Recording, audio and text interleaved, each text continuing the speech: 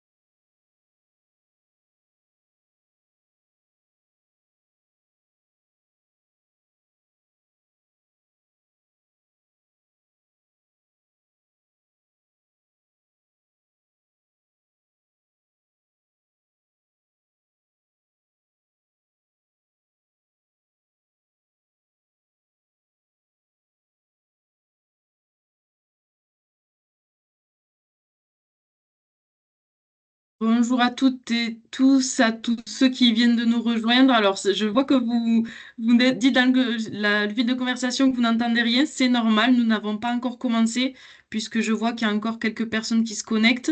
Mais si vous avez des problèmes de son, n'hésitez pas à nous le signaler. Mais je pense que c'est parce que nous n'avons pas commencé que vous n'entendiez rien. Mais vous inquiétez pas, on va démarrer dans deux minutes, le temps que tout le monde puisse se connecter.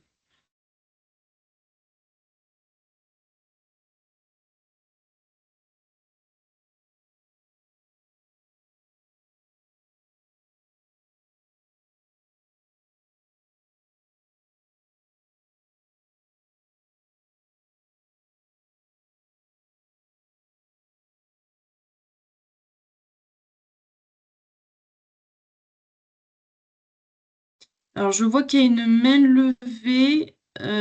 Vos micros sont volontairement fermés parce que nous sommes nombreux sur la réunion et pour pas qu'on ait des perturbations lors du webinaire, c'est normal si vos micros ne sont pas actionnés, hein. Mais vous pouvez toutefois mettre vos questions dans le fil de conversation. Ça, c'est tout à fait possible. Voilà.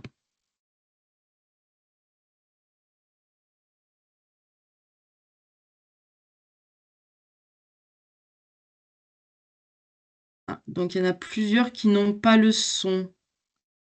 Alors, si vous n'avez pas le son, il faut que vous alliez dans vos paramètres du microphone et vous avez les haut-parleurs. Donc, il faut sélectionner le bon haut-parleur sur votre ordinateur. C'est peut-être ça qui vous bloque.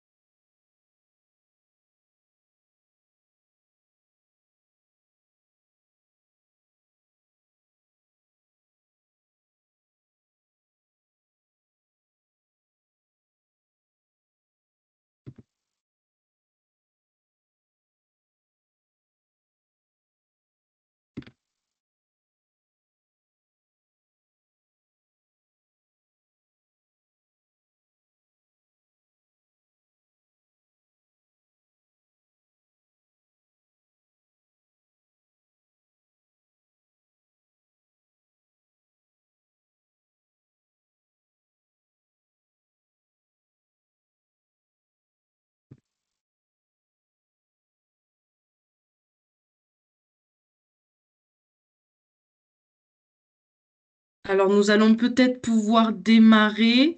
Je vois qu'il y a encore quelques personnes qui essayent de se connecter. Je vois qu'il y a certains qui ont des petits soucis techniques. Alors, malheureusement, mes compétences informatiques ne vont pas aller très loin, mis à part, voilà, de vous indiquer d'aller dans les paramètres du microphone et de regarder le bon haut-parleur qui est activé. C'est les seules choses que je peux vous indiquer. Mais sinon, voilà, pas d'inquiétude. Comme je l'ai indiqué dans le fil de conversation, le webinaire sera enregistré et diffusé sur le caf.fr, donc vous pourrez le revoir en diffusion, en différé plus tard. Il y a pas de souci sur ça. Oui, voilà. Et surtout, comme ça va être diffusé sur le cap.fr, voilà, vous avez, pour des questions d'RGPD, vous serez sur le caf.fr. Donc, si vous voulez mettre vos caméras ou éteindre vos caméras, c'est pour l'atteinte à l'image. Voilà. Est-ce que tu peux l'écrire dans le fil de conversation, Liloy, s'il te plaît, pour les Oui. personnes qui nous entendraient pas? Comme ça, elles ont toutes les infos au cas où. Mm. Ah, Et en attendant, je vais peut-être démarrer par une petite introduction, donc peut-être aussi me présenter pour ceux qui ne me connaîtraient pas, qui ne connaîtraient pas non plus Liloy. Donc je me présente, je suis Léa Estève, donc je suis responsable action sociale à la CAF des Bouches-du-Rhône et en charge de la politique parentalité au niveau de l'action sociale. Et donc c'est à ce titre qu'aujourd'hui on vous a proposé un webinaire pour vous présenter le nouvel projet parentalité notamment sur les axes du Fonds national parentalité, dont l'axe 1 qui porte sur les réap actions comme ils étaient intitulés à l'époque. Vous allez voir que dans la restructuration du Fonds national parentalité qui a eu lieu en 2024, les termes ont un peu évolué, on parle un peu moins de réap, mais bon, cette terminologie, elle est quand même assez utilisée, elle est parlante, donc c'est un peu pour ça qu'on va le réutiliser, mais à terme, c'est plus un terme qui est utilisé par notre caisse nationale. Donc voilà, je voulais au moins préciser ce point-là. Et donc, il y a aussi dans cet appel à projet les réseaux locaux d'animation des acteurs qui portent des réap. Donc, ce sont les réap animations qu'on appelait communément aussi auparavant. Et donc, pareil, on va aussi vous expliquer les modalités pour cet aspect-là aussi également. Donc voilà. Donc comme l'a précisé Liloy Essin, je la laisserai se présenter juste après, qui est la conseillère technique parentalité sur ce sujet-là. Donc elle précisait que voilà, nous sommes sur un webinaire enregistré, on est nombreux, donc c'est pour ça qu'on a volontairement coupé vos micros. J'espère que vous pouvez au moins nous entendre pour ceux qui n'ont pas trop de difficultés techniques, mais pour les autres, voilà, n'hésitez pas à nous le signaler dans le fil de conversation à l'écrit. Les questions, n'hésitez pas à les poser aussi sur le fil de conversation tout au long du webinaire. On s'attachera à y répondre au mieux.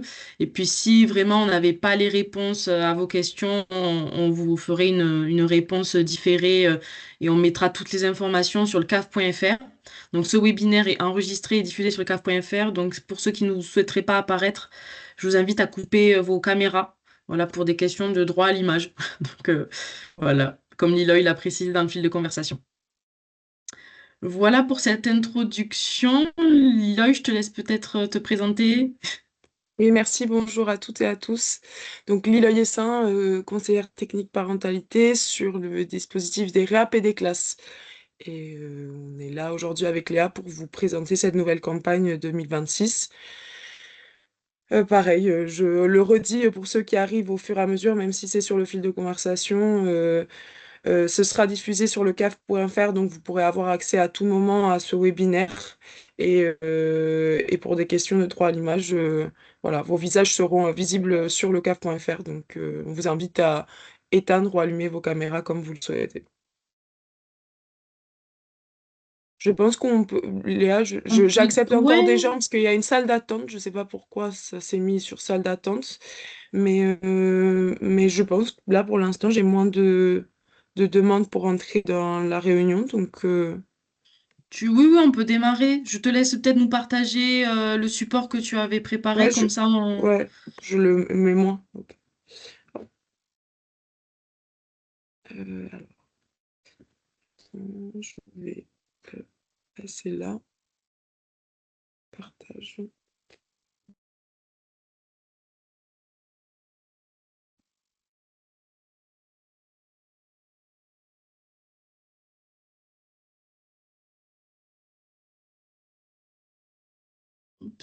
C'est bon. Est-ce que...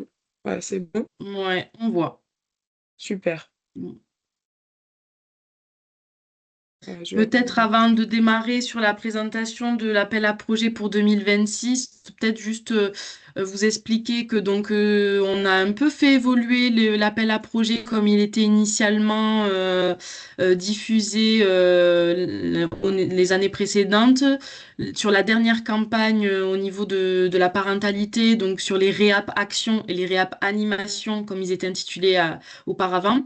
On a eu une campagne pluriannuelle sur l'année 24 et sur l'année 25. Et donc là, en 2026, on repart sur une nouvelle campagne. Donc là, on ouvre la possibilité de dépôt à tout nouveau projet autour de la parentalité, donc qui rentre dans le cadre des réap actions, comme on l'intitulait à l'époque. Et donc, on va vous expliquer parce qu'on a fait aussi évoluer ce cadrage pour être sur des thématiques et des sujets plus précis. Parce qu'à l'époque, on a eu aussi un nombre de demandes assez important dans les années précédentes, des demandes qu'on n'a pas toujours pu honorer du fait qu'on a eu des contraintes budgétaires assez importantes sur la parentalité. Donc l'idée vraiment c'est qu'on puisse se recentrer sur des thématiques qui couvrent les champs d'intervention de la CAF et qu'on puisse aussi répondre à un certain nombre de besoins des parents sur les territoires. Donc voilà, on va vous expliquer un peu le contexte, mais voilà, pour pas que vous soyez étonnés, effectivement, pour ceux qui portent déjà des réap aujourd'hui, le contexte et le cadrage de l'appel à projet évoluent un peu. Voilà. C'était un peu pour avoir cette introduction au démarrage et après, du coup, je laisse la main à Liloy pour nous présenter, du coup, ce nouveau cadrage de l'appel à projet parentalité. Oui, vous voyez bien. Alors, juste, Léa, je vais te demander pour pas que ce soit comme ça, je pars pas du PowerPoint. Il y a une liste, il y a une salle d'attente. Je Oui, pense je que tu m'en peux charge. les. Ouais, Ok, super. je m'en charge, t'inquiète Euh, pas. super, merci beaucoup. Donc voilà, comme le disait Léa, cette année, c'est une nouvelle campagne pour cette année 2026. Donc on va être sur une année, une année. Donc ça va être de l'annuel et non du pluriannuel. Donc cette campagne appel à projet parentalité 2026, c'est aussi important de le rappeler, on rentre dans ce qu'on appelle un projet parentalité selon le Fonds national de la parentalité. Euh, alors, cet appel à projet 2026 vise à soutenir du coup des actions destinées à accompagner les parents et à renforcer le bien-être des familles dans le cadre des orientations nationales et départementales du REAP. Euh, Juste pour rappeler le contexte, on s'appuie vraiment sur de la réglementation, sur les code de l'action sociale, une circulaire qui date de 2019, le référentiel national de financement, la charte nationale des REAP et le dispositif du Fonds national parentalité. Euh, alors, je vais réussir. Ah, voilà.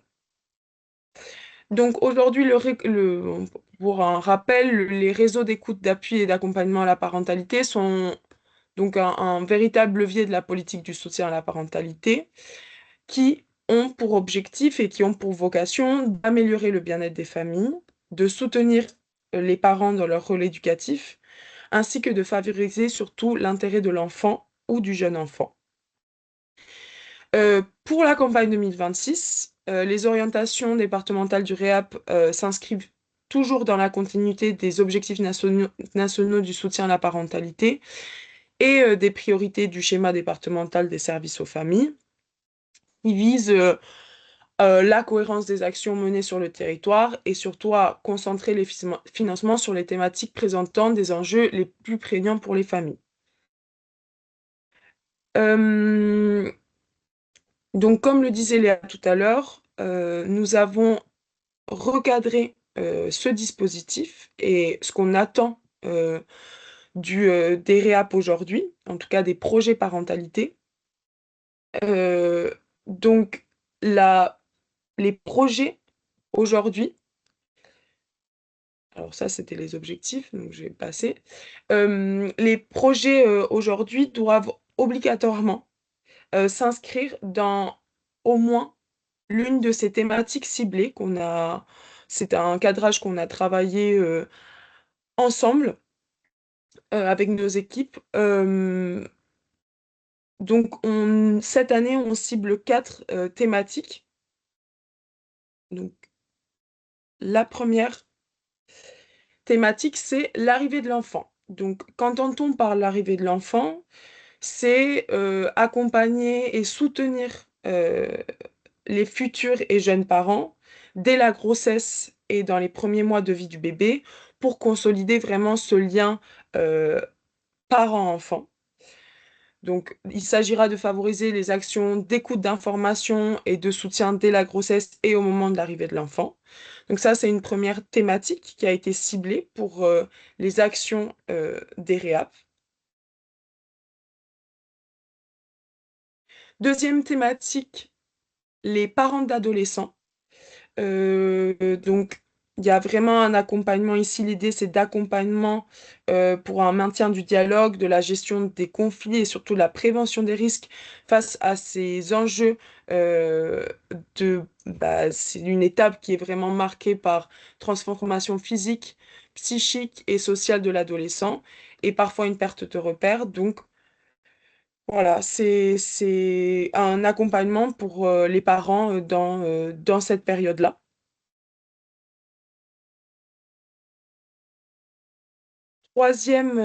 Troisième thématique ciblée aujourd'hui, euh, c'est celle qui est accordée à une attention surtout particulière aux familles monoparentales ou parents solo pour les accompagner dans des actions de lutte contre l'isolement, de renforcer la confiance en soi, cette entraide entre les parents parce qu'ils sont souvent confrontés à une charge mentale importante et à une fragilité aussi économique. Donc de les accompagner dans ces moments-là. Et la quatrième thématique qui a été ciblée, c'est le numérique, enjeu important aujourd'hui de plus en plus, qui s'accroît aussi de plus en plus. Donc aider les parents à comprendre ces nouveaux enjeux, à prévenir les usages problématiques ou excessifs ou inadaptés du numérique et les encourager à un usage plus éducatif, donc en proposant des espaces d'échange, d'accompagnement et de réflexion autour euh, du numérique avec les adolescents et les enfants. Voilà, donc ce sont quatre thématiques qui ont été ciblées aussi en tout un travail de réflexion et de ce qui a pu être fait les années précédentes sur les réap.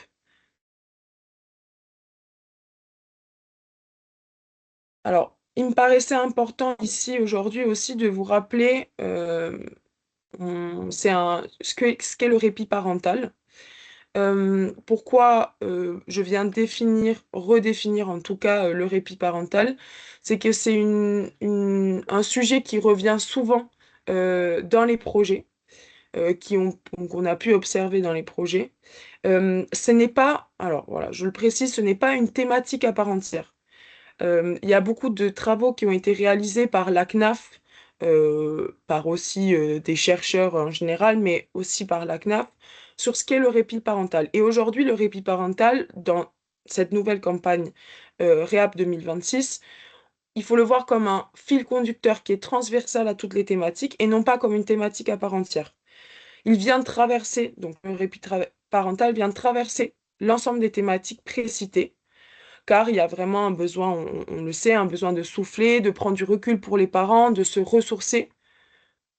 Pour les jeunes parents, pour les parents d'adolescents, pour les familles monoparentales, mais aussi pour euh, toutes les familles qui sont confrontées à ces thématiques-là. Donc le répit parental, aujourd'hui, était important de rappeler ce que c'était, parce qu'il vise vraiment à offrir aux parents un espace de repos et de distanciation face à des situations parfois épuisantes ou déstabilisantes. Le répit parental peut permettre une remobilisation progressive par la prise de conscience, l'échange et le partage d'expériences entre pairs. Il peut soutenir aussi le pouvoir d'agir des parents et leur redonner surtout cette confiance dans leur capacité et dans leur rôle en tant que parents, et pourrait venir éviter surtout des situations d'épuisement et ce qu'on appelle le burn-out parental. Donc, comme on peut le voir dans cette définition qui a été aussi faite par la CNAF, euh, c'est non pas une thématique à part entière, mais c'est une un terme qui vient, euh, euh, qui traverse vraiment l'ensemble des thématiques précitées. Ouais, il me paraissait important de le rappeler, euh, parce que c'est un terme qui revient souvent dans les projets.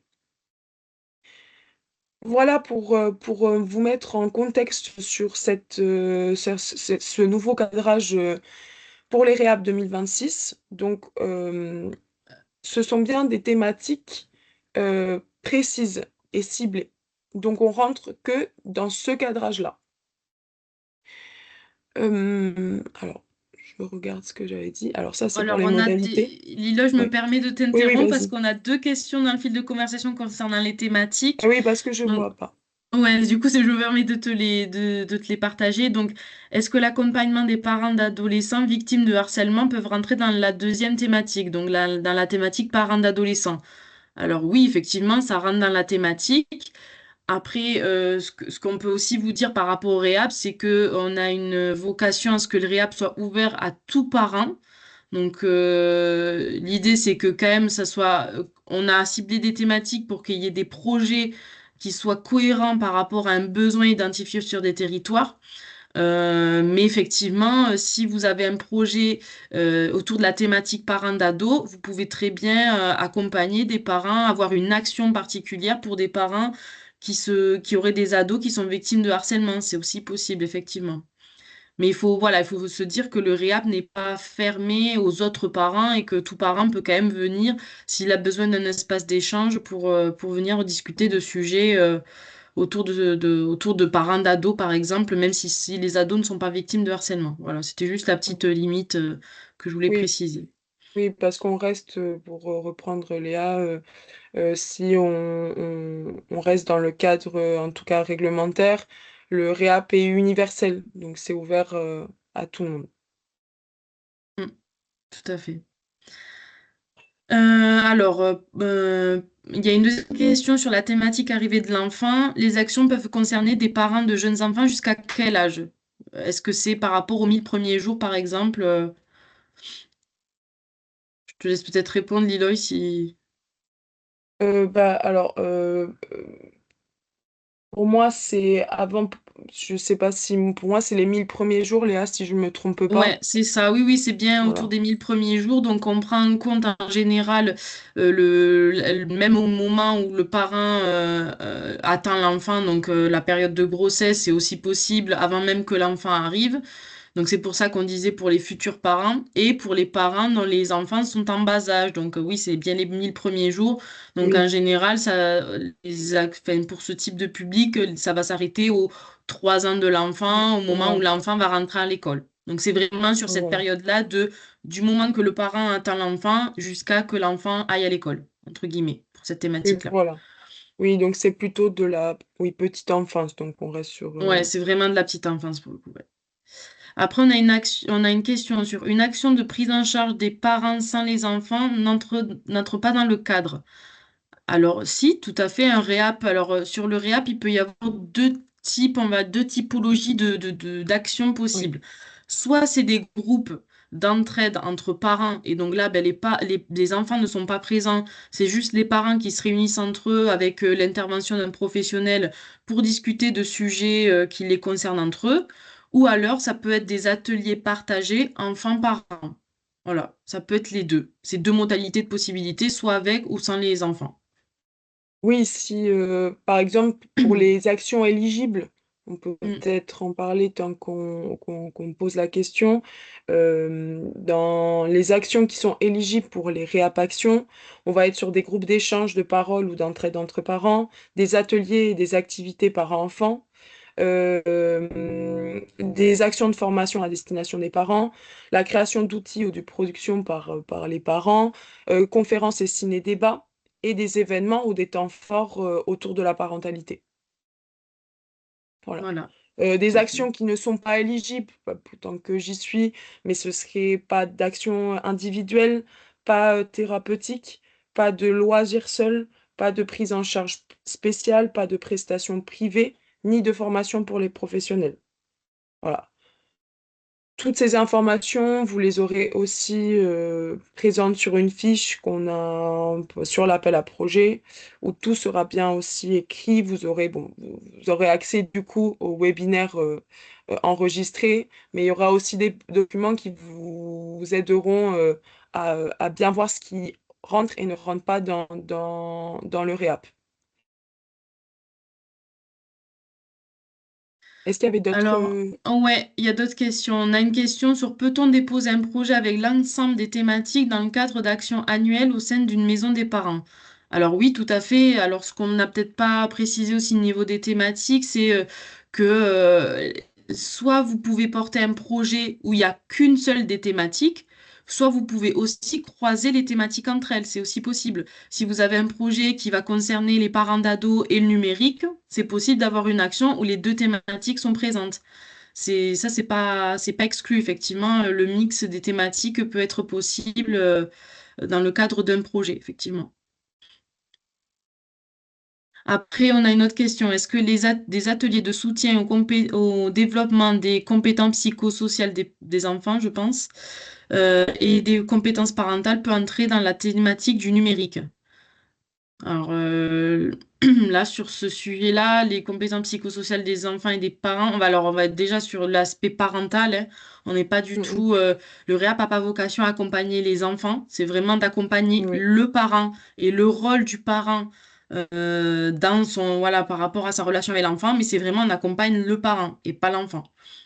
Mais autour du numérique, oui, si c'est des ateliers de soutien aux compétences des parents dans le cadre le côté numérique, parce que il y a des incompréhensions ou une mauvaise connaissance des parents dans le cadre du numérique par rapport à ce que ça peut aussi engendrer par rapport à leurs enfants, sur le développement de compétences psychosociales, oui, mais c'est vraiment l'accompagnement du parent dans cette thématique-là.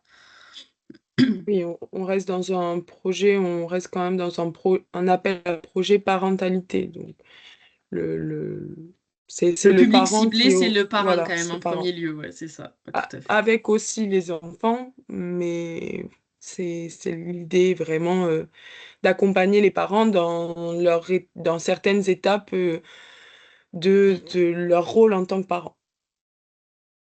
Ok.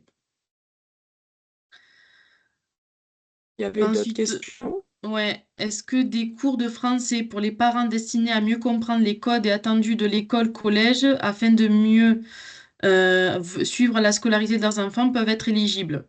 Alors là, pour le coup, non. Le réap a pas vocation à être un lieu où il y a des ateliers de type FLE, ce qu'on a pu avoir par le passé, mais c'est pas, ça rentre pas dans le cadre d'un réap. Les ateliers de cours de français, c'est pas la vocation du réap. Vraiment, le réap, alors je te laisse peut-être Liloy expliquer, ça n'a pas cette vocation-là. Non, oui, après, c'est... Non, ça a pas cette vocation-là. Ça ne rentrerait pas, en tout cas, dans la réglementation du réap. On a quand même un cadre qui est assez précis. Euh, c'est... Oui, c'est ce que tu disais, c'est le flux. Alors moi, je connais pas suffisamment ce que c'était, mais oui, non, ça rentrerait pas dans le cadre du réap. Mm. Alors ensuite, on a une action de conception d'une ressource destinée aux parents sur le thème du numérique peut-elle y entrer? Alors oui, alors là, comme ça, à lire Oui. la question, j'ai peut-être pas le contexte du projet dans lequel ça peut s'inscrire, mais si c'est l'idée d'accompagner le parent sur du numérique et si vous voulez concevoir une ressource pour eux, pour leur permettre de mieux comprendre les enjeux du numérique et tout ça, oui, pourquoi pas, ça peut être le cas, mais il faut quand même que le parent soit qu'il soit pas, qu'il participe aussi à l'action. C'est pas qu'une, Oui. on ne financera pas la conception en tant que telle. Il faut que quand même les parents soient associés et que ce soit quand même des groupes. Le REHAP, ça reste quand même un groupe d'entraide et Oui. de soutien aux parents. Donc c'est vraiment la vocation du REHAP, c'est qu'on soit sur que le parent participe pleinement à l'action. Voilà. Oui, si on peut le résumer, c'est vraiment de proposer des actions là où se trouvent les parents, et c'est vraiment rechercher la participation des parents dans toutes ses formes, sans pour autant l'imposer ou en faire un préalable d'action, mais c'est donner l'accessibilité aux parents à une attention particulière, surtout sur leur participation. Voilà. Ok. Et c'est aussi s'adapter aussi aux parents, surtout sur les modalités de fonctionnement, au niveau des horaires, de la localisation des actions. C'est des actions qui visent à aller vers les familles qui fréquentent pas forcément des structures ou ces dispositifs-là, mais qui ne, qui ne fréquentent pas forcément les structures et les dispositifs de soutien à la parentalité sur les territoires. Voilà, c'est vraiment créer quelque chose pour les parents, qui est un lieu pour les parents et qui puissent se retrouver entre eux Mm, c'est ça. et je reprends, mais Mm, pour être aussi et en fait le réhab, ça répond à un besoin. Voilà, chaque thématique, comme vous avez pu le voir, chaque thématique ciblée répond à un besoin précis, euh, et c'est aussi dans le cadre d'un diagnostic qui a été fait aujourd'hui à la CAF. Mais voilà, ça répond vraiment à un besoin aujourd'hui des familles sur le territoire. mm, ok. Alors ensuite, on a une question sur est-ce que les ateliers partagés par enfant pour des familles avec des enfants de 4 à 10 ans ne rentrent donc pas dans le cadre de l'appel à projet. Alors c'est vrai que cette tranche d'âge, on ne l'a pas ciblée en tant que telle comme thématique. En revanche, il y a des thématiques sur lesquelles des parents qui ont des enfants de cette tranche d'âge peuvent être concernés, notamment le numérique. Ça peut être aussi, il peut y avoir un projet autour du numérique où là, il n'y a pas de tranche d'âge d'enfants. Ça peut être tout parent qui a des enfants à tout âge. Et donc là, ça peut être un projet possible où des parents, il peut y avoir des ateliers enfants-parents pour des parents qui ont des enfants de cette tranche d'âge-là mais ça sera autour du numérique, effectivement. Mais c'est pas un public qu'on a ciblé en tant que thématique à part entière. Voilà. Effectivement. Après, il existe des dispositifs pour une partie de ces enfants sur ces tranches d'âge. Je vais faire un peu la promotion de notre dispositif qu'on a autour de la parentalité. Donc, il existe des lieux d'accueil enfants-parents que la CAF agrée. Donc, on donne un agrément à des structures qui portent ces lieux d'accueil enfants-parents. C'est accessible pour des parents qui ont des enfants de 0 à 6 ans. Donc, c'est aussi une possibilité pour des parents qui ont des enfants jusqu'à 6 ans de pouvoir aller dans ces lieux. C'est des lieux de socialisation pour l'enfant, mais c'est aussi des lieux où les parents peuvent échanger sur des problématiques qu'ils rencontrent pour des enfants de cet âge-là. Donc, voilà, c'est une possibilité. Voilà, j'en parle parce que ça me vient en tête, mais effectivement, il existe des lieux ressources pour les parents avec des enfants dans ces tranches d'âge-là. Et aussi, peut-être aussi pour parler d'un autre dispositif qu'on développe aussi sur certains territoires. Donc, pour l'instant, il n'y a que 2 lieux ressources, mais on a aussi des projets de maisons des parents qui se développent sur les territoires. Euh, Aujourd'hui, il y en a 2 qui sont ouvertes, donc une sur Marseille, portée par la Fondation d'Auteuil dans le 4e arrondissement. Et il y a aussi une maison des parents au Pen Mirabeau qui vient d'ouvrir. Et pareil, ce sont des lieux dans lesquels les parents peuvent venir chercher aussi des actions ou alors être orientés vers d'autres acteurs autour de la parentalité pour avoir des réponses à leurs questions. Voilà. Voilà, je digresse un peu par rapport à notre appel à projet, mais voilà, c'était aussi l'occasion que vous soyez réunis autour de ce webinaire pour vous en parler. Alors ensuite, on a une question. Est-il possible de mettre de la masse salariale dans le budget? Alors, le REAP, c'est un financement sur un projet et pas sur un fonctionnement d'une structure ou d'une organisation. Donc, la masse salariale en tant que telle, on ne l'accepte pas. On n'acceptera que s'il y a des coûts supplémentaires. Par exemple, si on va plutôt financer, si vous faites appel à un prestataire extérieur ou si le professionnel que vous financez va faire du surplus par rapport à son activité normale, mais on n'a pas vocation à venir financer de la masse salariale. C'est vraiment, on va financer un projet et et on va tenir compte des charges qui sont induites par le projet. Mais ça ne vient pas financer le fonctionnement d'une organisation. Voilà. Ensuite, on a une question sur, pour le montage du dossier, pouvons-nous avoir un temps avec vous pour la construction du dossier? Alors, pour le dossier, on va vous expliquer juste après. Ça va se faire sur la plateforme Elan, que certains d'entre vous doivent connaître. C'est une plateforme sur laquelle on travaille au niveau de la parentalité, où tous les projets autour de la parentalité, notamment sur les réapactions, les projets sont déposés sur cette plateforme-là. Donc, on va vous expliquer juste après, justement. Parce que je vois qu'on a beaucoup de questions quand même dans le fil de conversation. Alors peut-on faire plusieurs demandes si on est sur plusieurs thèmes? Donc oui, pareil, ça fera partie des sujets dont on vous parlera tout à l'heure. Donc je préfère différer ma réponse. Alors pouvez-vous préciser pas thérapeutique SVP? Liloy, si tu peux enfin, si c'est Euh, précisé oui, alors, je l'aspect reprends un peu. Alors, thérapeutique. ça peut être quelque chose que je peux vous... Alors ça, alors, donc dans les actions non éligibles, c'est ce qu'on suit en tant que réglementation, ce qui est aussi donné au niveau du national.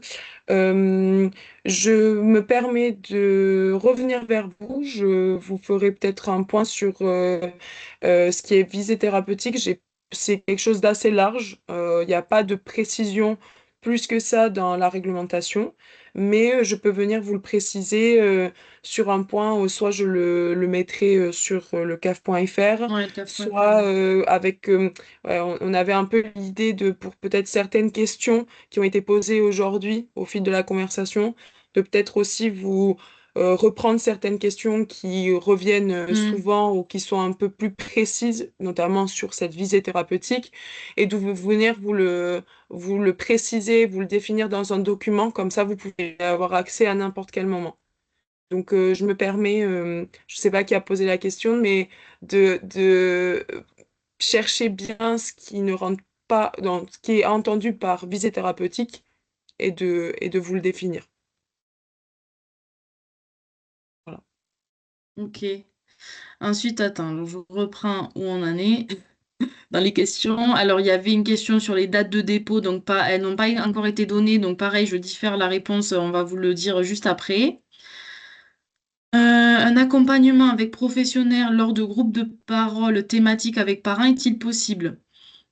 Alors oui, vous pouvez faire appel à des professionnels extérieurs que vous n'avez pas dans votre structure. Ça, c'est possible et ça peut faire partie dans vos charges de prestations, de prestataires extérieurs en charge. C'est possible. Oui. Voilà, après, à voir dans quelle mesure vous faites appel à des professionnels pour animer des groupes de parole, mais oui, oui, c'est possible. Oui, voilà, c'est pour animer des groupes de parole, mais Voilà. encore une fois, ce n'est pas des actions de formation destinées à des professionnels si vous faites venir un prestataire extérieur. Pas Et de voilà, on est formation. toujours sur, oui, c'est un professionnel qui va intervenir pour des parents. C'est pas, voilà, oui, t'as bien fait de le préciser, effectivement. Alors après, on a une question. Nos actions soutiennent les parents autour de l'école, ateliers, échanges, création d'outils, même s'il ne s'agit pas uniquement de parents solo ou de parents d'ados, cela peut-il être éligible à votre dispositif? Alors pareil, tout ce qui est action de soutien des parents dans le cadre du scolaire, on ne l'a pas visé en tant que thématique à part entière. Nous, dans nos dispositifs, on finance des contrats locaux d'accompagnement à la scolarité Mhm, qui sont en fait des groupes d'enfants qui sont accompagnés par rapport à des difficultés au niveau scolaire ou alors un accompagnement, mais c'est en dehors du temps scolaire, c'est vraiment un accompagnement qui est fait à côté. Et dans ce cadre-là, les parents sont censés être aussi associés dans ces groupes-là pour pouvoir être accompagnés dans la scolarité de leurs enfants. Donc, ça rentre pas dans le réap comme on l'a construit aujourd'hui, mais c'est plus, pour moi, c'est plus une action qui rentrerait dans un contrat local d'accompagnement à la scolarité on en finance déjà plusieurs sur le département et on a un maillage territorial qui est assez important. Donc, il y a force peut-être dans les territoires sur lesquels vous intervenez des contrats locaux d'accompagnement à la scolarité. Et c'est des liens que vous pouvez faire également avec d'autres projets que vous développeriez au niveau des réap, par exemple. Alors ensuite, on a, alors peut-être c'était deux questions, ou alors atelier avec les enfants pour renforcer le soutien. Ah, c'était un rapport avec une question dessus. Alors oui, les ateliers parents-enfants sont possibles, hein, ça revient pas Oui, à ce que j'ai dit tout à l'heure. Oui, oui, c'est possible. Ça fait partie des modalités de construction des projets réap. Effectivement, vous pouvez avoir des ateliers enfants-parents. oui. Donc ateliers Ça rentre parents-enfants pour aussi. des... Ouais. On Oui, a oui, une pardon. question sur les enfants porteurs de handicap. Alors pareil, c'est pas une thématique qu'on a ciblée en tant que telle. Voilà, il faut vraiment que vos projets s'inscrivent dans les thématiques précitées par Liloy tout à l'heure. Donc sur le handicap, on n'a pas non plus ciblé cette thématique en tant que telle. Non, mais ça peut très bien aussi rentrer. Voilà, tout dépend. En fait, ça doit rentrer dans une des thématiques précisées. Des thématiques ciblées. Sur la thématique du handicap, en fait, comme on est sur de l'universalité, le réap est ouvert à tout le monde.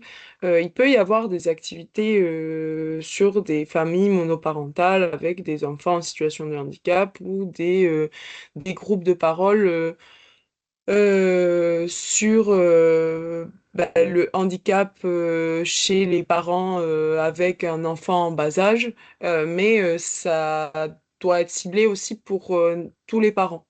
C'est-à-dire, ça doit être ouvert à tout le monde. Si on fait Oui, un il faut pas atelier, que, c'est un... ouais, c'est ça. Voilà. Faut pas que votre action elle soit excluante dans tous les cas, même s'il y a un projet avec une thématique, ça n'exclut pas non plus les autres parents.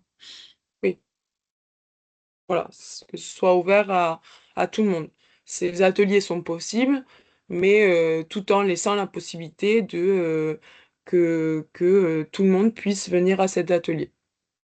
Mm. Après, on a une question, est-ce que des ateliers parents-enfants dans la nature peuvent se relier à la thématique du numérique? Alors là, dit comme ça, j'arrive peut-être pas à visualiser quel projet à quel projet ça pourrait se rattacher. Mais là, si c'est plus sur le côté retour à la nature, environnement et tout ça, là, on n'est pas dans du numérique, hein. Donc voilà, enfin, à faire attention quand même à comment vous décrivez votre projet pour que ça soit correspondant aux thématiques qu'on vous a précitées. C'est tout ce que je peux dire parce que là, je n'arrive pas forcément à visualiser le projet que vous avez en tête. Oui, voilà, Euh, ce sont des thématiques qui sont quand même précises. On laisse quand même une marge de manœuvre pour chacun d'entre vous, mais oui. voilà, il faut que ça rentre vraiment dans ces thématiques ciblées. Alors, peut-on inscrire comme action un groupe de parole qui s'adresse aux parents d'enfants de plus de 3 ans? Alors, les enfants, comme je le disais tout à l'heure, les enfants au-delà de 3 ans jusqu'à 10 ans à peu près, c'est vrai qu'on ne l'a pas ciblé en tant que thématique. Il faut plutôt que vous raccrochiez à une thématique autre que celle de la petite enfance, par exemple. Ça peut être du numérique, ça peut être, si c'est des parents solos, ça peut être des parents solos, voilà. Donc, en tant que tel, non, il faut quand même que ça soit rattaché à une autre thématique. Bonjour, est-il possible dans la thématique des parents solos de faire un séjour en finalité du projet? Alors, si je comprends bien, dans le cadrage du REAP, on n'a pas vocation à financer des séjours. C'est vraiment, Mhm. c'est très cadré au niveau des modalités d'intervention du REAP. Liloy, je ne sais pas si tu peux nous Oui, préciser peut-être. non, oui, c'est ça.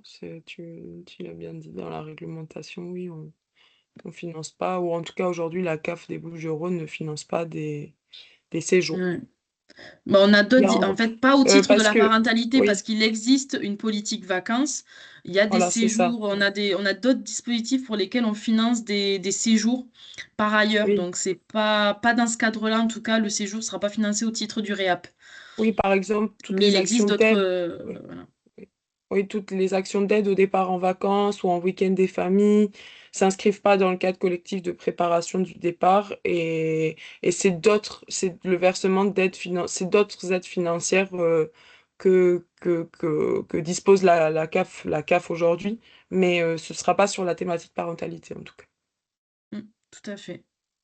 Voilà. Après, on a une question accompagnement des parents avec enfants en situation de handicap. Donc, pareil, je reviens sur ce que j'ai dit précédemment. Effectivement, le handicap n'est pas ciblé en tant que thématique à part entière, mais ça peut se raccrocher à une autre thématique qu'on vous a précitée avant. Ensuite, il y a peut-on demander un financement sur des actions dans un lieu d'accueil enfants-parents non agréé? Alors, oui, ça peut être possible, tout autant que votre projet parentalité s'inscrit dans une des quatre thématiques, une ou plusieurs des quatre thématiques citées.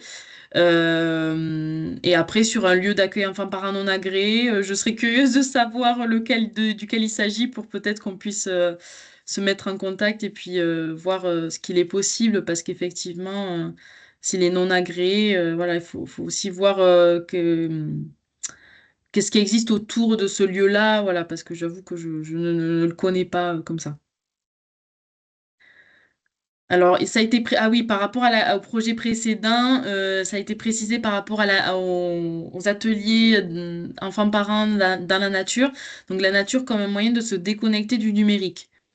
Alors oui, ça peut être effectivement un sujet relié au numérique.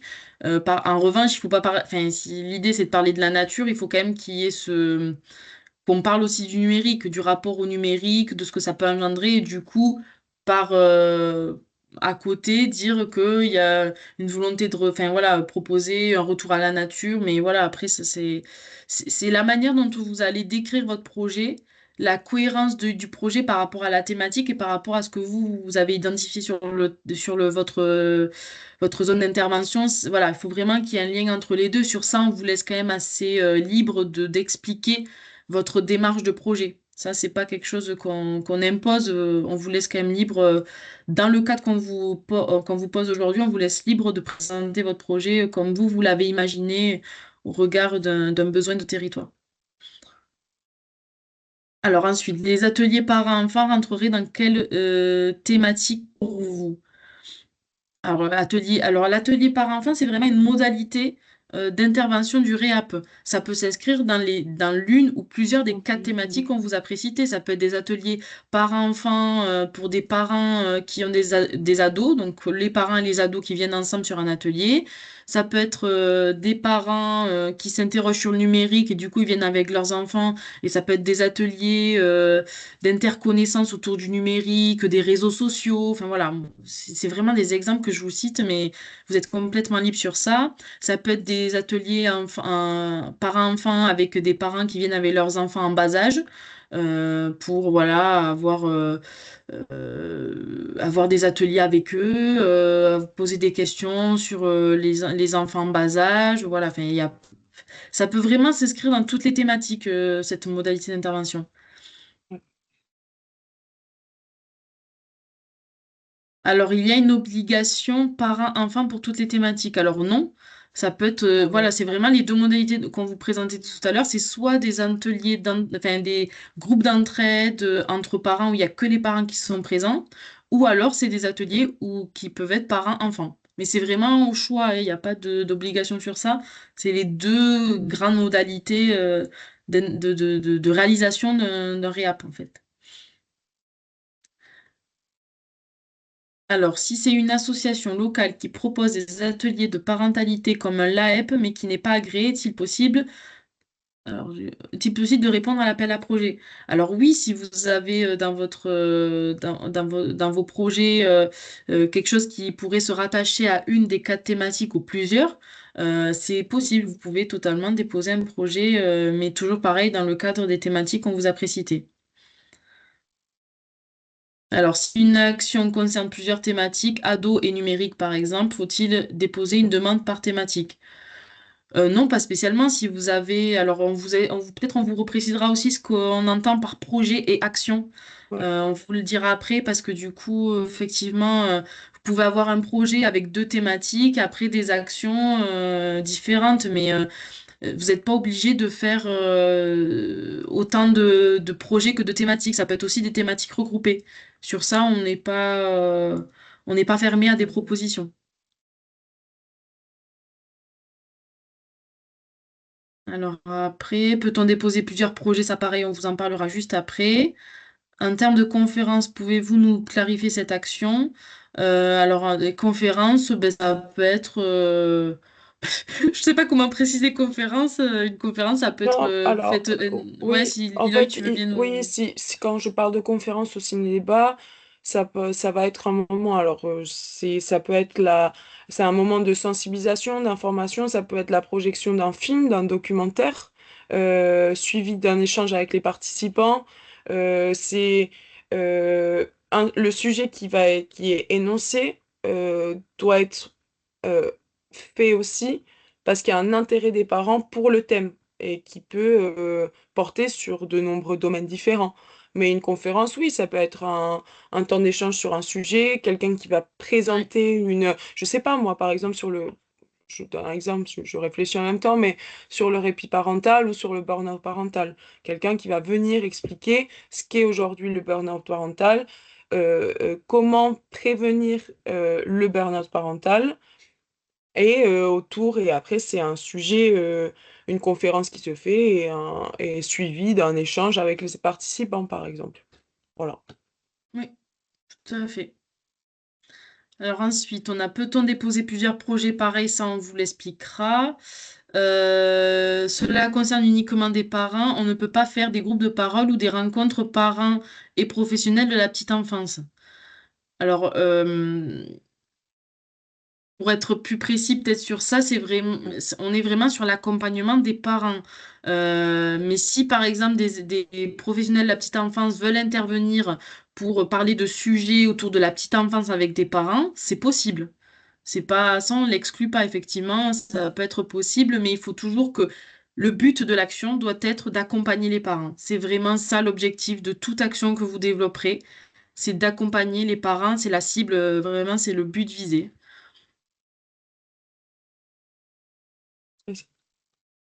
Alors, combien de demandes maximum de réa pouvons-nous déposer par structure? Peut-être l'avez-vous déjà mentionné, donc pareil, ça on vous le dit juste après.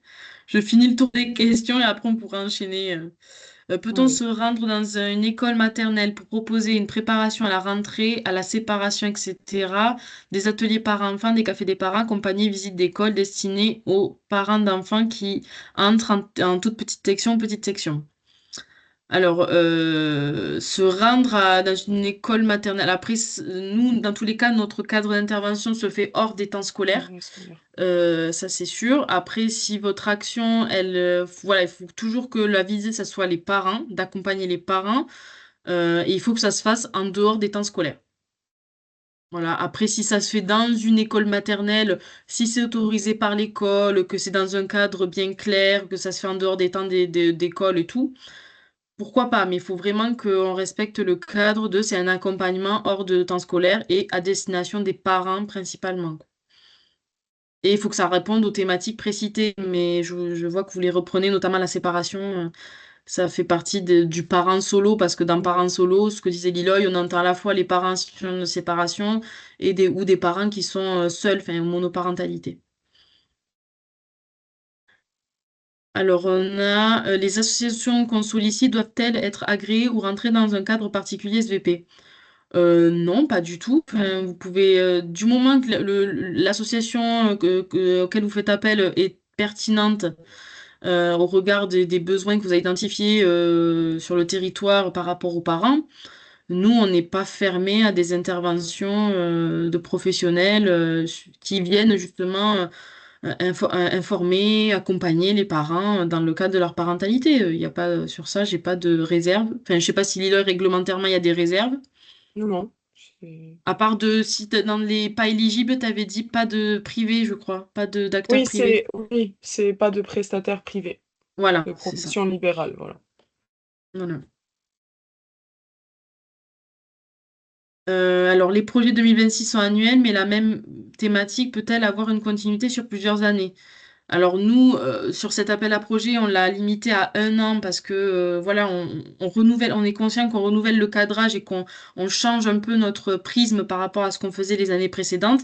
Et donc cette année, on veut voir un peu ce que ça donne au niveau des projets, ce que vous pouvez développer au niveau des territoires et sur l'année prochaine, si reconduction de l'appel à projet, ça je peux pas vous le dire aujourd'hui.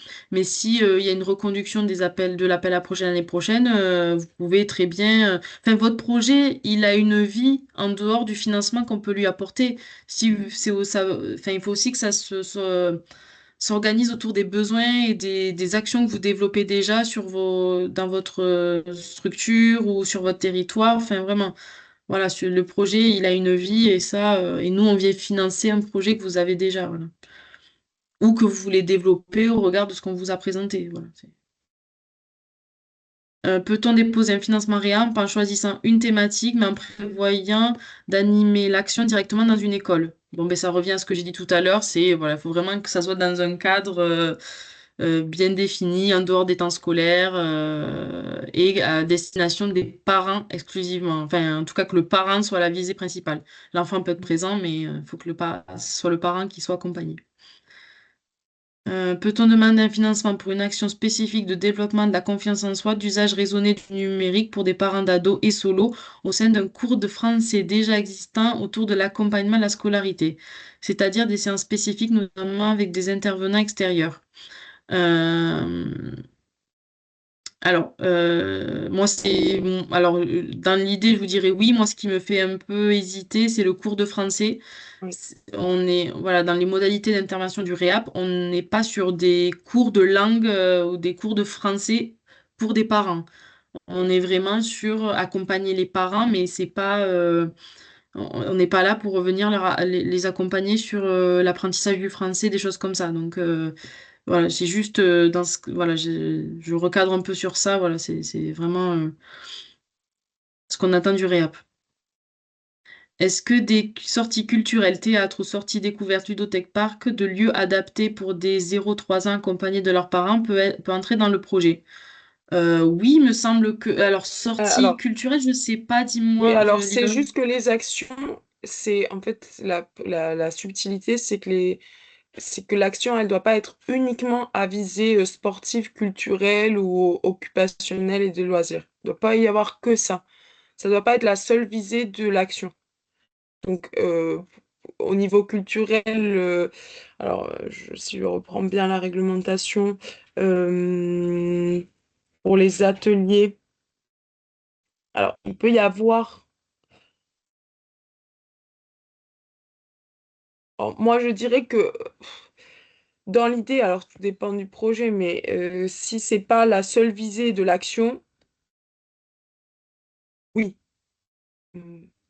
Oui, voilà, il faut que les sorties culturelles ou de découverte peuvent rentrer dans l'accompagnement de parents avec des enfants de 0 à 3 ans, mais ça ne doit pas être que des sorties culturelles et que des sorties Non. découvertes. Il faut qu'il y ait aussi un accompagnement des parents au-delà de ces simples sorties. Oui, voilà, ok, un atelier après sur Mm, ça, que ce soit sur une action avec mm. un projet visé et que ce soit pas que une sortie culturelle dans un musée, par exemple. Ça ne peut pas être que ça. En tout cas, ce ne sera pas financé par la CAF. Ok. Donc sur les délais de dépôt, ben, pareil, je diffère ma réponse. Combien de dossiers peuvent être déposés par commune réap? Donc ça, on précisera tout à l'heure. Les associations ne doivent-elles pas se rapprocher du service de la commune qui porte les projets parentalité? Alors oui, effectivement, peut-être, je me permets de le dire d'ores et déjà parce que dans ce webinaire, on a aussi invité donc des chargés de coopération qui sont des professionnels qui travaillent dans les communes avec lesquels la CAF travaille étroitement dans le cadre des conventions territoriales globales. Et dans le cadre de ces conventions territoriales globales, on travaille différentes thématiques et la parentalité fait partie des thématiques qu'on a ciblées sur plusieurs territoires. Donc effectivement, ça peut être aussi intéressant de travailler des projets parentalité au regard d'un territoire et d'être en cohérence avec justement les actions qui sont développées dans ces conventions territoriales globales. Donc peut-être au niveau des acteurs locaux, parentalité, vous n'avez pas forcément peut-être cette connaissance au niveau de ces actions-là. Mais voilà, vraiment, j'invite aussi les chargés de coopération à vraiment avoir cette connaissance du territoire et à aussi à articuler ça par rapport aux actions qui sont développées sur votre territoire autour de la parentalité. Et ça a vraiment du sens d'avoir des actions qui peuvent voilà, être développées à l'échelle d'un territoire, même soit d'une commune ou de plusieurs communes entre elles. Enfin, ça peut être vraiment intéressant. Et c'est pour ça qu'on avait associé les chargés de coopération sur ce webinaire-là. Alors, pour les actions hors temps scolaire, si nous proposons des cafés parents en dehors des...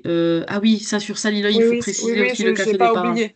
Oui, oui, Non, j'ai pas super. oublié. En dehors des temps scolaires et ponctuels sur des horaires scolaires pour que les parents soient justement disponibles et n'aient pas de garde d'enfants à gérer, c'est possible. Alors, on est, là, nous, en tout cas, au niveau de la CAF, on ne financera pas des actions si ça se passe sur du temps scolaire. On ne peut pas intervenir sur ces temps-là. C'est pas dans notre champ d'intervention et de compétences d'intervenir sur des actions qui se déroulent en temps scolaire. Voilà, c'est vraiment là une règle qui est applicable à tout. Enfin, vraiment, dans toutes nos modalités d'intervention, on n'intervient pas sur des temps scolaires. Oui, Donc surtout nos pareil pour les dispositifs. Ouais. parents. Comment, Lila, tu disais? Surtout nos dispositifs, ouais.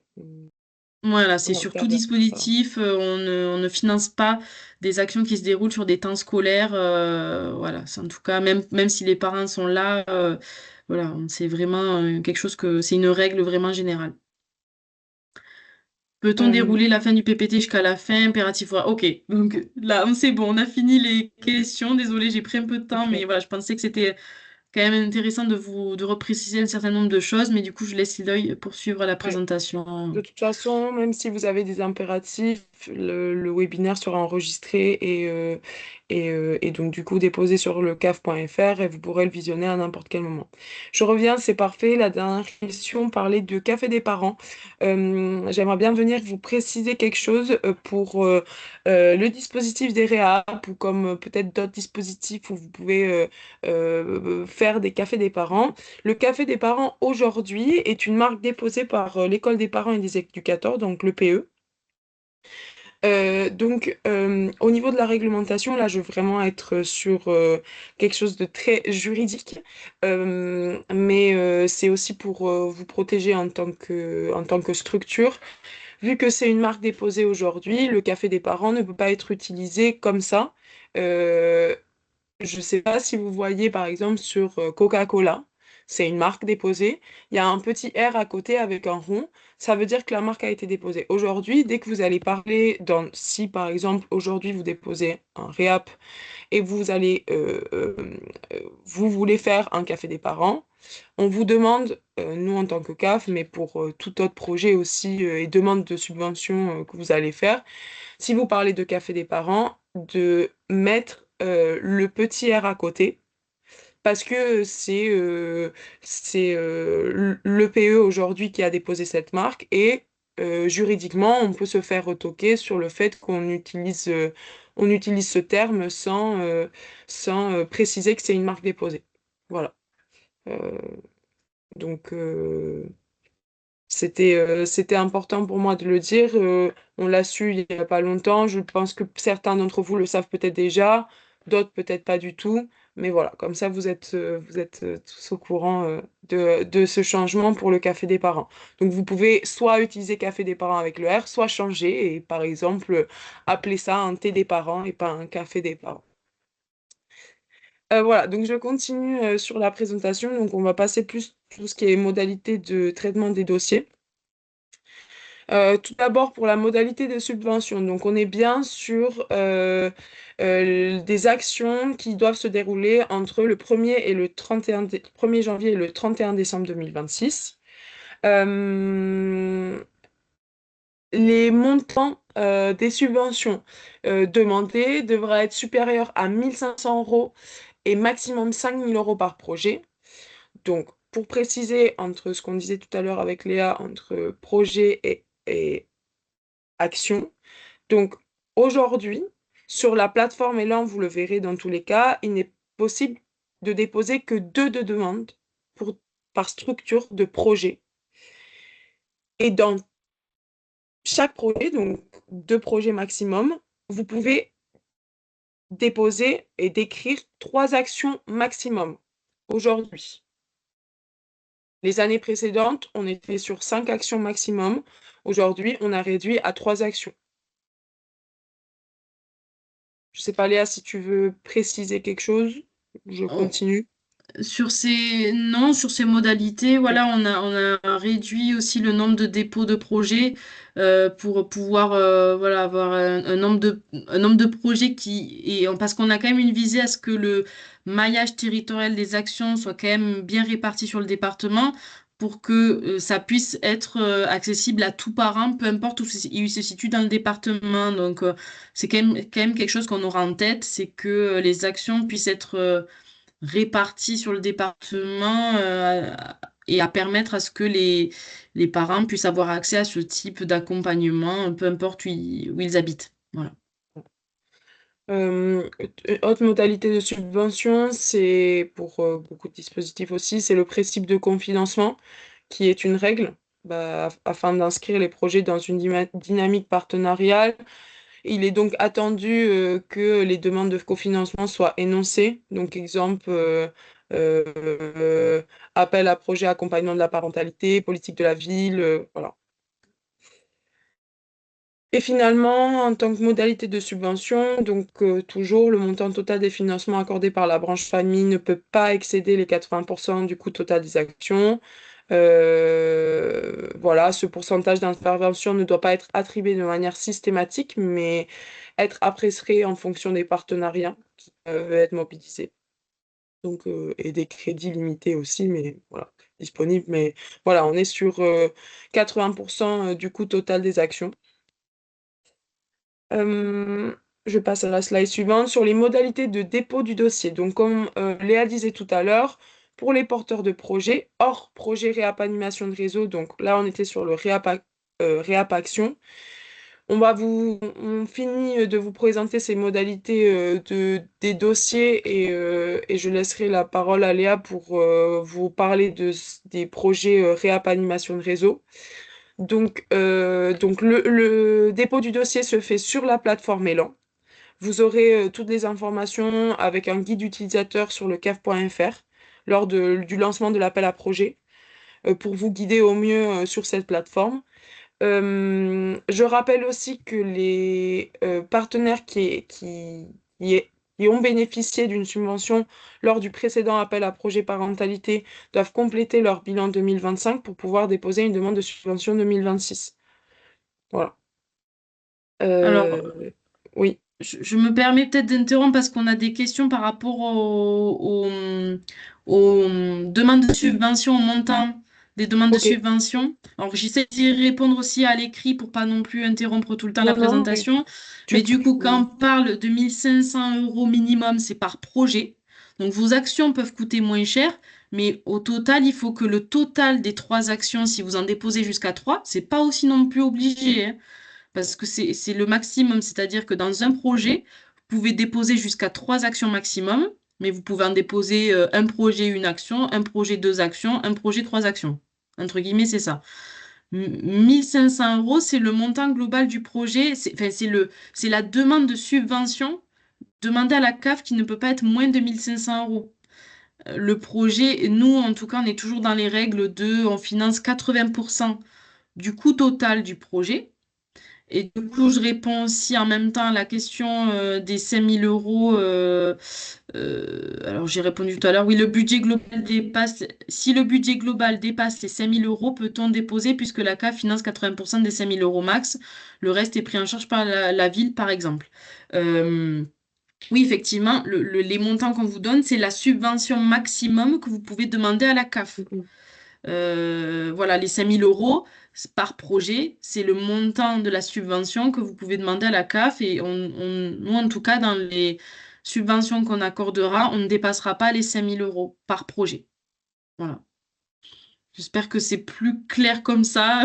C'est vrai que c'est pas toujours évident parce qu'entre le Oui. projet, l'action, voilà, Vous verrez que, c'est. oui, je pense que sur la plateforme Elan, c'est beaucoup plus clair lorsque vous allez déposer le projet et les actions.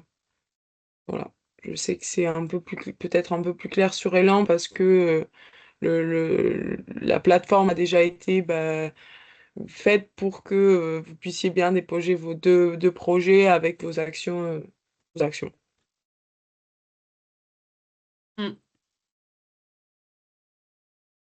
Voilà. Je continue, il y avait d'autres questions, Léa? On a une question, mais je vais y répondre à l'écrit. Je te laisse quand même continuer Ok. pour qu'on puisse peut-être dérouler aussi derrière. Sur le traitement de la demande, donc, alors, juste pour rappel, on n'est pas sur un financement, on n'est pas sur un financement pluriannuel. Pour l'année 2027, c'est un financement annuel qui est retenu. Euh, l'appréciation de l'action et de son financement sont étudiées en instance partenariale. On tient en compte le fléchage des dispositifs et des critères d'objectivation, donc relatifs à l'opérateur, à l'action, à l'implication des parents au financement, à l'intégration en territoire politique de la ville. Je précise, mais une demande incomplète ne sera pas prise en compte. Euh, euh, Aujourd'hui, afin de aussi, on aura une attention particulière sur les projets situés en QPV et les actions parentalité dans le plan d'action CTG. Voilà. Ça, c'est pour les traitements de demande. Et je vais te laisser la parole, Léa, pour les réapanimations. Alors, en parallèle, on a aussi des questions par rapport au bilan des actions réap. Alors, Oui. effectivement, sur cet aspect-là, sur la plateforme Elan, alors jusqu'à présent, les bilans étaient déposés sur la plateforme Elan. À partir de cette année 2026, ce n'est plus possible. La Caisse nationale a fermé la partie bilan de Mhm. Elan. Donc, on vous enverra, on va s'organiser avec Liloy, on vous enverra le formulaire sur lequel vous devrez compléter le bilan pour les réap qui ont eu lieu en 2025, du coup. Mhm. Et aussi vous rappeler que pour ceux qui auraient des actions en 2025 qui voudraient reconduire en 26, tout autant que ça rentre dans les thématiques qu'on a précitées auparavant, c'est possible. Il nous faudra quand même avant le dépôt du nouveau projet, un premier bilan, même si le bilan n'est pas définitif parce que vous avez jusqu'au 31 mars 2026 pour nous fournir le bilan complet. Il faudra quand même qu'on ait un premier bilan, même intermédiaire, de ce qui a pu être fait en 25, si votre projet vous le reconduisez en 26. Voilà. Mhm. Alors, sur les réap animations, du coup, je me permets de poursuivre. Donc, certains d'entre vous, peut-être connectés, portent aujourd'hui des réseaux réap animation.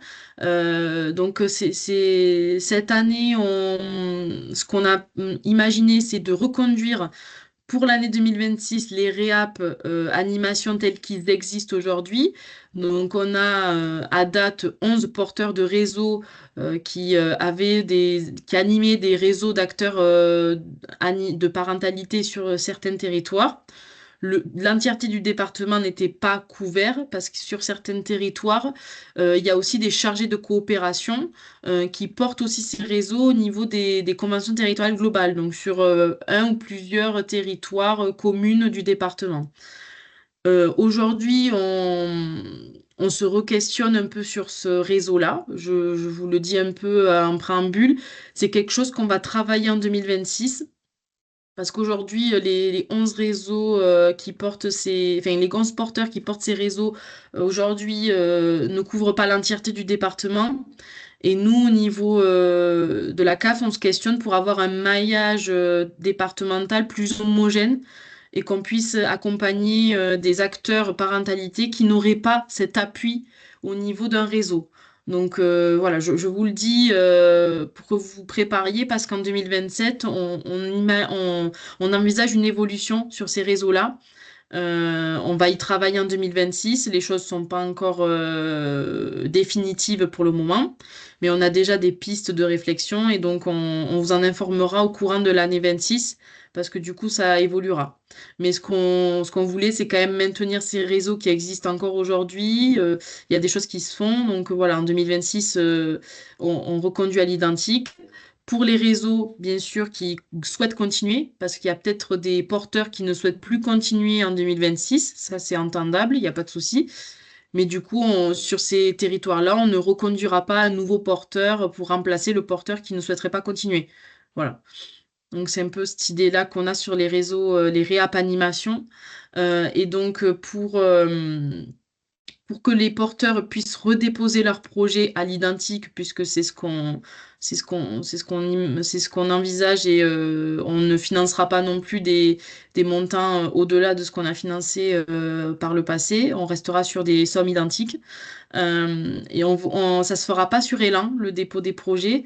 Ça se fera via un formulaire qu'on va vous communiquer. Donc on enverra aux porteurs concernés le formulaire à compléter, à nous remettre, par contre, dans les mêmes temporalités que les réapp actions. Mais ça se fera en dehors de la plateforme Elan. Voilà. Oui. Et donc, Lilo, je te laisse peut-être Ouais. finir sur les modalités, les Oui, calendriers, voilà. voilà, surtout le calendrier, je pense que c'est ce qui est important aussi pour finir. Donc, on est sur un lancement de l'appel à projet et l'ouverture de la plateforme Elan au 1er décembre, donc lundi. Lundi matin, la plateforme sera ouverte. Le 16 janvier, donc 15 au soir, la clôture de la plateforme Elan. Entre janvier et mars 2026, donc il y a l'instruction et l'étude des dossiers. Et en avril 2026, ce sera comité des financeurs pour une décision de l'accord des subventions aux structures. Voilà pour le calendrier. Donc voilà, je vous invite à... je pense vous allez avoir toutes les informations sur le cas.fr. N'hésitez pas à Mm, regarder ce tout à webinaire fait. parce que vous allez avoir le PowerPoint. Il y a un appel à projet qui sort aussi, donc avec un document, avec un peu des questions-réponses. On a essayé de faire au maximum pour que vous ayez toutes les réponses sur ces documents. Il y aura un guide utilisateur pour la plateforme Elan. Vous aurez aussi toute la réglementation, donc euh, la charte nationale des réapp, la charte de la laïcité. Vous aurez toute la réglementation pour être donc en règle pour pouvoir déposer une demande de subvention pour un réapp. N'hésitez pas à aussi bah, contacter la BALP parentalité, en tout cas à cette adresse mail parentalité@13.caf.fr si vous avez des questions. Posez aussi des questions à vos... Alors, que je ne me trompe pas parce qu'à chaque fois je confonds. Chargés De mission en développement de territorial, mission, c'est ça que voilà, tu de cherchais. mission, voilà, exactement, de mission en développement territorial.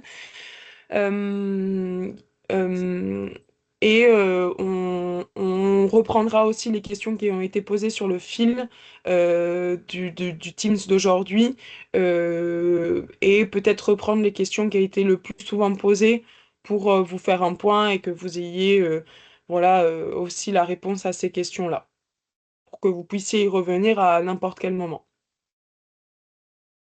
Donc voilà, merci beaucoup. de votre attention. Je ne sais pas s'il y a des questions parce que du coup, je vois pas le fil de S'il y avait quelques discussion. questions, attends, j'essaye de regarder. Ah oui, c'est par rapport à à la connexion sur Elan. Il y a pas mal de questions sur ça. Effectivement, pour Elan, pour ceux qui se sont déjà connectés, bon, il n'y a pas de difficulté. Normalement, vous avez vos identifiants et vos mots de passe. Par contre, pour ceux qui n'auraient jamais déposé sur Elan, effectivement, n'hésitez pas à nous envoyer un message, peut-être sur la BALP parentalité. Comme ça, on se rapprochera de nos services administratifs pour qu'ils vous donnent les accès à Elan.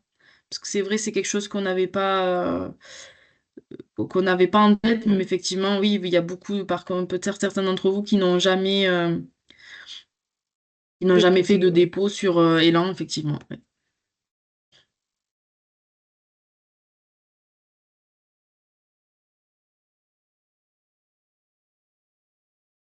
On va peut-être s'en arrêter là pour ceux qui auraient des questions. Voilà, n'hésitez pas. On mettra tout sur le caf.fr. De toute façon, on mettra tout le cadrage sur le caf.fr. On essaiera voilà, de reprendre les questions si vraiment il y a des choses sur lesquelles il faut qu'on revienne. Pareil, on vous fera un petit récap de tout ça, qu'on mettra tout sur le caf.fr. Comme ça, vous avez vraiment les infos centralisées au même endroit. Et voilà. Et si vraiment il y a des questions encore plus précises sur des projets bien particuliers, n'hésitez pas à envoyer un mail à notre boîte mail parentalité. Voilà, je vous remercie en tout cas. Merci Liloy pour la co-animation de ce webinaire. Et Ouais, puis, merci. je vous souhaite à tous une bonne fin de journée.